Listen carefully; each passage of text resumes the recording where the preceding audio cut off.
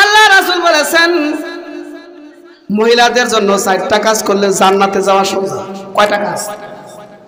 4টা কাজ যদি করতে পারে আমার মা বোনেরা জান্নাতের যে দরজা দিয়ে খুশি জান্নাতে যাবেন।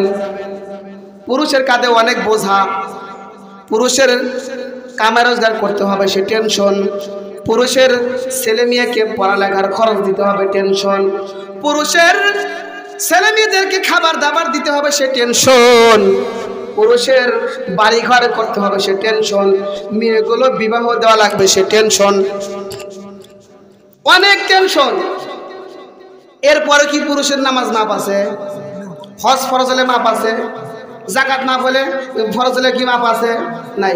কিন্তু মা বোনের সংসার চালানোর দায়িত্ব নাই, সাওয়ার পারে ভাত কাপড় দেওয়ার দায়িত্ব নাই, বাড়ি ঘর করার দায়িত্ব নাই, কোনো দায়িত্ব আল্লাহ তা করে দেবে না, যে সব পুরুষে। মহিলাদের শুধু 4টা কাজ। কয়টা কাজ? 4টা কাজ।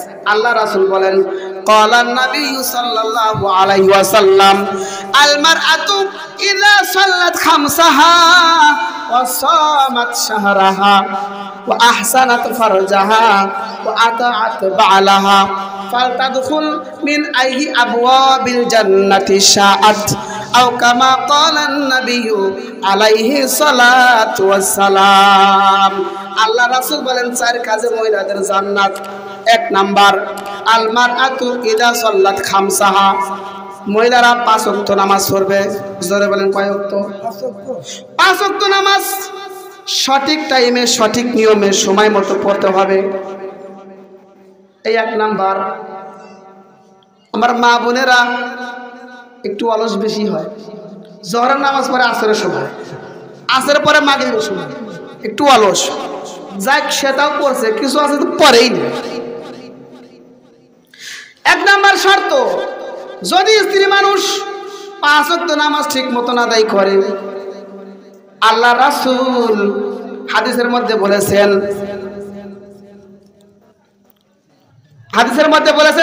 কিয়ামতের দিন আউয়ালু মা ইউহাসাবু বিহিল আবদু ইয়াউমাল কিয়ামাতি আস-সালাহ, কিয়ামতের দিন সর্বপ্রথম নামাজের হিসাব নেওয়া হবে।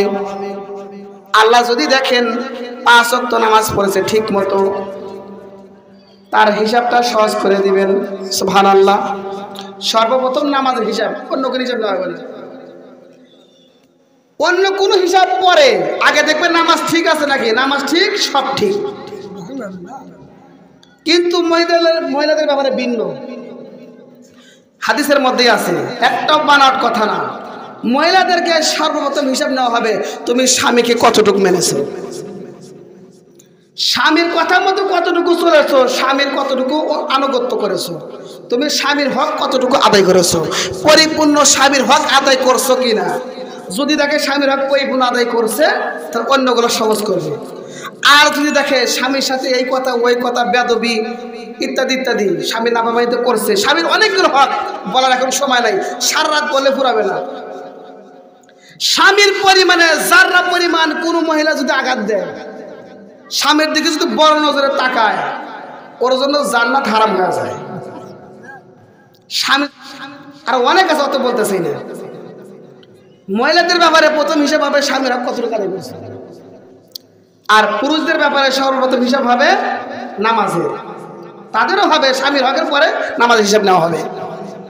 যাই হোক, 1 নাম্বার কাজ হচ্ছে মহিলারা 5 ওয়াক্ত নামাজ পড়বে। জোরে বলেন কি করবে? 2 নাম্বার ওয়াসামাত শাহরাহা, রমজান মাসে রোজা রাখবে। আমার মা বোনেরা রোজা রাখায় পটু, নামাজে অলস, রোজা রাখার পটু। নামাজ না পড়লেও মাসে কোন দিন কোন রোজা রাখতে হবে, রবিউল আউয়াল মাসের রোজা, আশুরার রোজা, মুহররমের রোজা, সব রোজা আমরা হুজুরা না রাখলেও না জানলেও তারা জানে। তারা খুঁজে খুঁজে সব রোজা রাখে, কিন্তু নামাজে অলসতা। রমজানে রোজা রাখবে। ওয়া আহসানাত ফারজাহা, 3 নাম্বার কাজ, স্ত্রীরা তার লজ্জাস্থানকে হেফাজত করবে, পর্দায় থাকবে, লজ্জাস্থান হারাম জায়গায় ব্যবহার করবে না, কেবলমাত্র তার স্বামীর জন্যই হালাল, আর কারো জন্য হালাল না। সংক্ষেপে বলতেছি, বুঝতে পেরেছি? বসেন,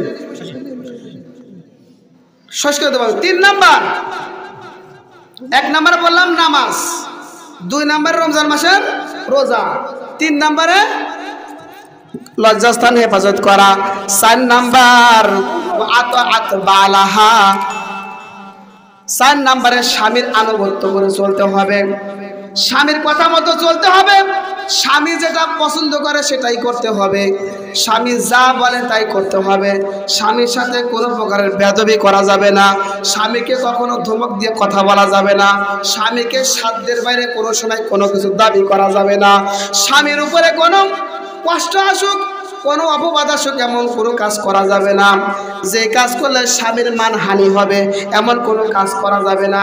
স্বামী যদি বলে এই পাহাড়ের মাটি, ব্যস্ত জিওর বাংলা পাওয়া যায়, আগে তো উর্দু ফার্সি ছিল, এখন বাংলা পাওয়া যায়, কিতাবটা খুলে দেখেন, হাদিস দিয়ে ওখানে রেফারেন্স দেওয়া আছে। স্বামী যদি বলে এই পাহাড়ের মাটি তুমি কেটে কেটে ওই পাহাড়ে নিবে, আর ওই পাহাড়ের মাটি কেটে কেটে এই পাহাড়ে আনবা, ওই মহিলাকে তাই করতে হবে, এরা যদি বিপরীত করে জাহান্নাম ছাড়া কোনো উপায় নেই। এত বড় জালেম স্বামী কিন্তু না কেউ আছে, এত কষ্ট দিব না। সামান্য ছোটখাটো কাম যদি বলে যে রহিমা বা অমুক খাদিজা 1 গ্লাস আমাকে পানি দাও, পানি আছে বইরা নিয়ে খাও, আছে না নাই? আমার শীতের দিনে ঠান্ডা পানি দিয়ে কষ্ট করতে, এই ওযু করতে কষ্ট হয়, তুমি আমাকে একটু 1 বদনা গরম পানি উঠাই না দাও, আমার আর খাওয়ার টাইম নাই, আমার সিরিয়াল দেখতেছে, তুমি পানি বইরা নেও। অনেক কিছু এরকম করে না, কপালে লেখা থাকবে দায়ুস, কপাল পুড়ে যাবে স্বামী যদি মাফ না করে দেয়। আল্লাহ রাসূল বলেন আল মারআতু ইযা মাতাত ওয়া যাওজুহা আনহা রাদিন, স্ত্রী মানুষ যখন মারা যায় আর স্বামী যদি তার উপরে খুশি থাকে, আল্লাহ রাসূল বলছেন ওই মহিলাটা জান্নাতে যাবে। আর স্বামীর মনে যদি কষ্ট থাকে, আমার স্ত্রী আমার জন্য ভালো কাপড় পরে নাই, আমার সামনে ভালো পরিবেশ নিয়ে আসে নাই, আমার সাথে মিষ্টি ভাষায় কথা বলে নাই, আমি যেটা করতে বলছি সেটা করে নাই, আমি বাড়ির বাইরে যাইতে বলেছি তাও গিয়েছে, আমাকে মানে নাই, এরকম যদি কষ্ট নিয়ে থাকে, আমার স্ত্রী আমার কথা মানে নাই, এরকম স্বামীর মনে যদি কষ্ট থাকে, ওই স্ত্রী যতই নামাজ রোজা হজ যাকাত দান খরচ যা কিছু করুক না কেন, সারা রাত যদি তাহাজ্জুদ পড়ে, ওই মহিলার জন্য জান্নাতে যাওয়ার উপায় নাই। নাউযুবিল্লাহ।